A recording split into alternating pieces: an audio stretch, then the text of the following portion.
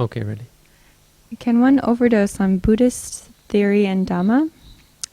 It seems to me that most benefits come from meditation once the Buddhist basics are understood.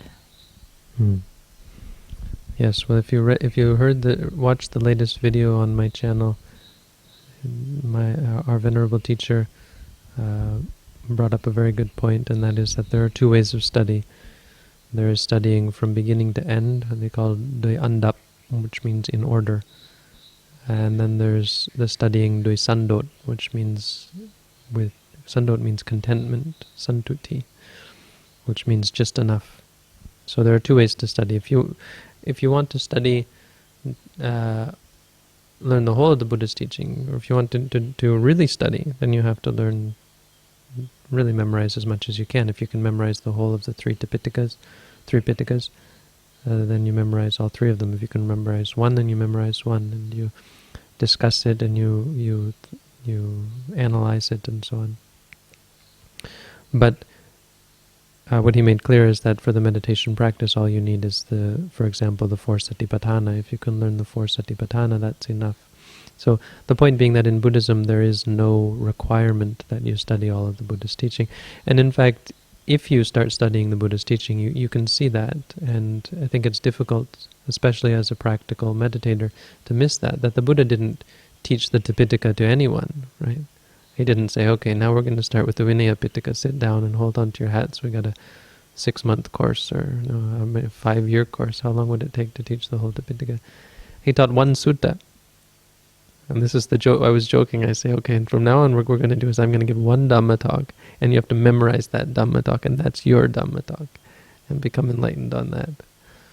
Because everyone's saying, where's the next video, where's the next video? And that's, if you read the suttas, you see that, the Buddha would give often one discourse would be enough, and they'd take that discourse away and become enlightened based on it.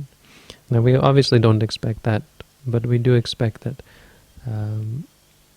you focus more on the practice. Now, with an exception, Mahasi Sayadaw makes a really good point that I think is worth bringing up, is that, as he says, if you want to go it alone, if you don't have a teacher, if you don't have the opportunity to undertake a course where someone, by teacher means where you undertake a course with someone who is daily adjusting your practice and catching you when you, and adjusting your understanding and pushing you back on track, when you're getting too overconfident to pull you back, when you're getting too underconfident or what's the word, skeptical or unsure of yourself, to encourage you, to push you forward. When you get off track, to pull you back on track. When you're on track, to keep you on track. These are the 4 duties of a teacher.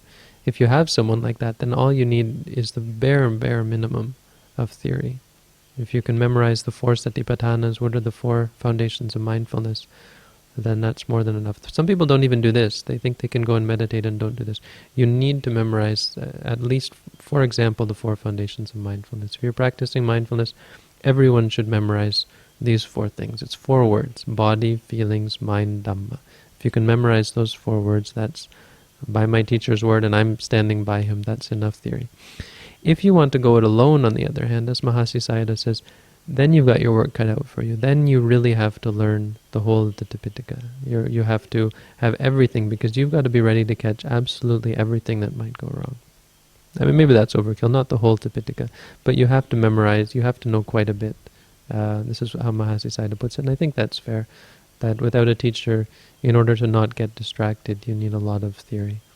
That can be gained from, you could get a halfway from reading books on meditation. They have commentaries, modern meditation teachers, like someone's mentioning Buddhadasa has the Handbook for Mankind. You can follow that handbook and consider that to be a middle ground where it's kind of a teacher, but it's a little bit more theoretical to hopefully keep you in the realm, or in the realm of right practice. You said everything there is to say about that question. The other aspect of the question is in regards to the benefits, because if you ask what are the benefits to Buddhist theory and study versus the benefits of practice, I mean, well, there's not much to say. No, it's quite clear that if you eat the food, you get full. No, if you just sit there looking at the menu, you don't get anything. But it's true. No, many people will start Dhamma groups just to study and just to discuss and just to go over the texts and revel in the profundity of them. Maybe even philosophizing and trying to relate them back to one's own life in a very intellectual manner. There are Dhamma groups around the world that do that and think that they're getting real benefit from it. They feel like it's really enriching their lives and that they are active Buddhists. These kind of people get amazed when they come to actually practice intensive meditation, and they say, "Oh, so this is what impermanence means." It's not just about I was young once and now I'm old, or yeah, yesterday was different from today, or wow, the next moment, who knows what's going to come? Maybe I'll break a leg, or maybe I'll get run over by a car, or so on. No, they can see moment to moment the development of insight.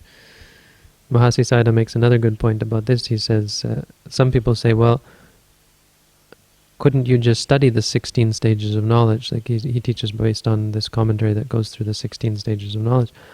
Couldn't you just teach in a study course these 16 stages of knowledge and talk to your students about it and say, okay, so now we're at the first stage. Let's look at our body and say, is this body? Yes, this is body. Is this mind? Yes, this is mind.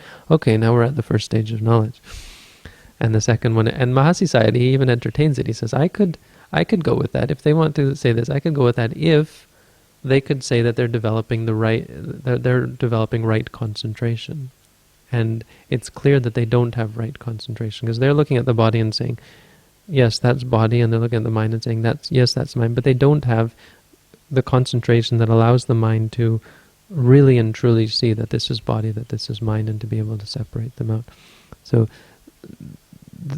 this is the categorical difference. For most people, this is, if you've studied Buddhism, you can see how critical the Buddha is of monks who just study, but for some people, they don't realize the difference between, for example, watching all of my YouTube videos and watching one of the YouTube videos that's how to practice meditation, and actually meditating according to that. It's quite different. It's a lot easier to watch hours and hours of YouTube videos than it is to even do 1 hour of meditation practice, and for that reason, the benefit is on a whole other level as well, which you gain from it. There is a story about monks. There was an older monk who just meditated and didn't study any Dhamma, and other monks scolded him for that. And he said, "Well, I'm old, so I prefer to meditate." And then they told the Buddha, "This monk is not studying. He should study the Dhamma." And the Buddha said, as far as I remember, that's fine for him just to meditate. And there's several stories similar to that. One of them even says, "This is my son. Who are you?" The meaning of this, because one of them was an arahant. No, the one who had actually meditated was an arahant. And the one who studied was still a worldling. So it was basically, who are you to talk to my son that way? Because the son means someone who has actually inherited the Buddha's fortune, the Buddha's treasure.